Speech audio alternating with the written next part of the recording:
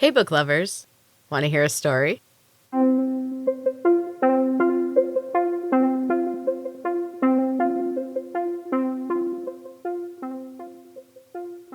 Welcome back to Storytime with M. This is my mini-sode from the M's Books and Cats podcast, where I'm sharing my book Feelers, a chapter or two a week, and I hope you're still enjoying it.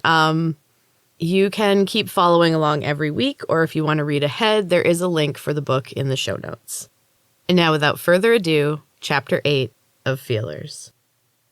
My friend visited me while I slept after the examination. I slept often during the long period I spent healing. Every time she sent the same message. Trust Neil. I tried to speak in my dreams. I tried to tell her that I understood. I tried to ask if there was anything else I needed to know. She didn't seem to understand me. She just kept repeating her mantra. Trust Neil. She grew more urgent every time. But what am I supposed to do? I can't get to Neil, so it doesn't really matter if I trust him or not. I don't know who to trust. Cal? No matter what he says, I will never trust him. He's one of them. My legs ache. He let her do this to me. He didn't even try to stop her. Not that she could be stopped. The woman in white's face also haunts my dreams. Her pure joy in my destruction both enrages and baffles me. Her feelings are obvious, but she is one of them. She wears a white lab coat. She is in charge. How? I guess it doesn't really matter one way or another. She is one of them, and I am a feeler. We both have the same goal, survival. She just has an easier route than I do.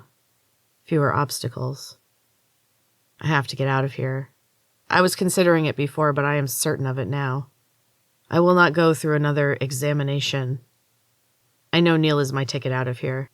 I wonder what his plan is. I'm scared I won't heal in time, and they'll go without me. My fears are laid to rest not too long after, when my door opens suddenly and Neil appears in the doorway. He moves quickly across the room and sits on the edge of the bed. I begin to say something, but he covers my mouth with his hand and puts a finger to his lips. I nod, and he uncovers my mouth. He waits a moment longer. There is a very soft, almost inaudible click, and Neil exhales a relieved sigh. Okay, it's safe for the moment. Are you okay, Jane? I pull the blanket back, revealing my legs, and he stands quickly in surprise. Oh my God, Jane, your legs. His look of horror makes me uncomfortable. I lower my head in shame, but Neil lifts my chin. He makes me look him in the eyes. I am getting us out of here, I promise. I have a plan. As soon as you're ready. When you come back to therapy, we're getting out of here. For the first time, I felt hopeful. What will we do then? Neil shrugged and gave me a small, devilish grin. Whatever we want. He left soon after. As the door closed, I heard another soft click. They're always watching.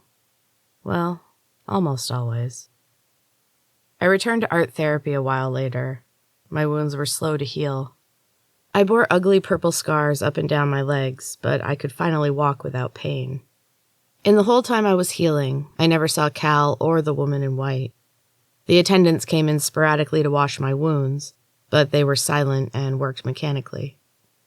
The blonde and brunette ones were back. They brought me to a wooden door, and I held my breath, waiting to face the woman in white again. I wasn't going to give her the satisfaction of a reaction. I would remain stoic. In a place like this, stoicism was strength. But when the door opened, it was Cal standing there. His expression was calm and emotionless. He avoided looking at me. When the door closed, he placed his hand on my back and leaned down to whisper in my ear. No cameras in this hallway. We can speak for a moment. He took my face in his hands roughly and made me look at him. Sweat beaded on his brow and his eyes were wild. Jane, I am so sorry. I couldn't do anything to stop her. They would have known. I'd be dead right now. Like her. That got my attention. I reached up and carefully removed his hands from my face. He gripped my hands tightly and would not let go. She's dead? Yeah. I watched her die. His face went slack as he relived the moment. Pain washed over his face, and his eyes were damp. His hands were hot and slick with sweat as he squeezed my hands even tighter. I tried to pull away, but he pulled hard. As I fell against him, he wrapped his arms around me and put his mouth close to my ear. "Trust no one," he whispered harshly. He released me and sprinted to the other door, swiping a key card and turning the knob. He gestured into the therapy room. His face was once again emotionless and blank. Inside the room, there was only one other person, the quiet blonde girl who usually sat away from the group and never turned her eyes from her easel. Her golden blonde pigtails seemed childish on a girl in her teens. They quivered slightly as she moved her brush from paint to canvas. I sat down at a table near her and stared at the blank pages in front of me. It would be easy. I could feel it coming. Each episode was scary because I never knew how long I'd be gone, or if I might not come back. This one was going to be a doozy. The pressure was building inside my head. I wanted to control it. I wanted to use this power somehow. I'm just not sure how. I pick up a pencil and slowly turn it inside the sharpener. I place the crisp, new point on the page and lightly skim it across the pristine surface, like a rock skipping along the surface of a lake. My father took me to a lake once. He rented a car and we drove out of the city. It blew my mind. The land beyond the gray concrete and steel city was green and brown and terrifyingly empty. We drove for hours.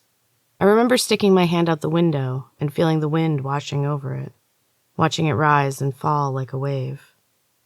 The lake was a massive expanse of deep blue that suddenly appeared as we crested a steep hill. Between the trees lining the road, the water sparkled with golden sunlight, and I felt a change in the air. It was cooler, refreshing. We swam silently in the crisp, clear water. Dad didn't say a word. He smiled at me once and sent a half-hearted splash in my direction. The unusual smile wavered a little and broke. He bit his lip and ducked under the water. When he emerged, he had swum farther out into the deeper, dark waters, and he motioned for me to join him. I splashed and slapped the water as I made my way nervously toward him. The water was dark, and when the sun went behind a cloud, it became black as night. Long, slimy weeds grazed my legs and entwined around my ankles as I kicked. Panic made my heart flutter wildly, while my father just smiled and waved to me. His smile had become even more unnatural. My dad was not normally a smiler. He was a serious man without much of a sense of humor. Seeing his wide, bright smile was more frightening than a frown would have been. "Come here, Jane. See what I've found." He motioned for me to swim closer and pointed down into the water. I treaded water unsteadily beside him and tried to peer into the murky depths. "What? I don't see anything." "Look closer," he said as he placed his hand on the back of my head and forced my face into the water. I fought wildly against him, but it was no use. He was far bigger and stronger than I was. He put his other hand on my shoulder and guided me deeper and deeper into the dark, murky water. My lungs were burning and felt ready to burst. I was done fighting. I didn't have any energy left.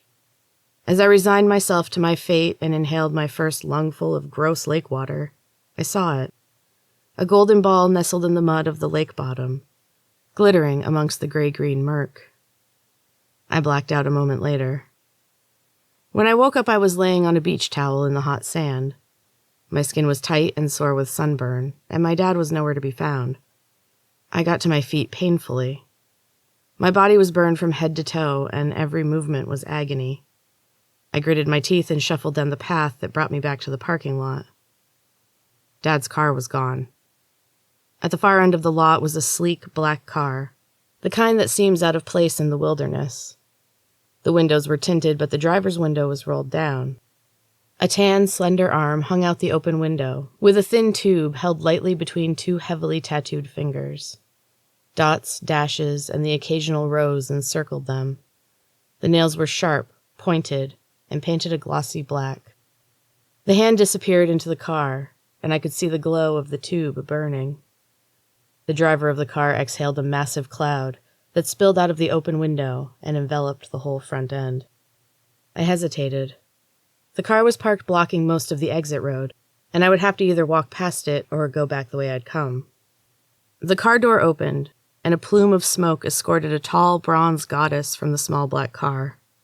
Black swirls of tattoos covered her smooth skin, and she wore very little else. The sundress she wore was several sizes too small and covered just the bare essentials. The dress was a beautiful peachy pink color. It was the most striking thing.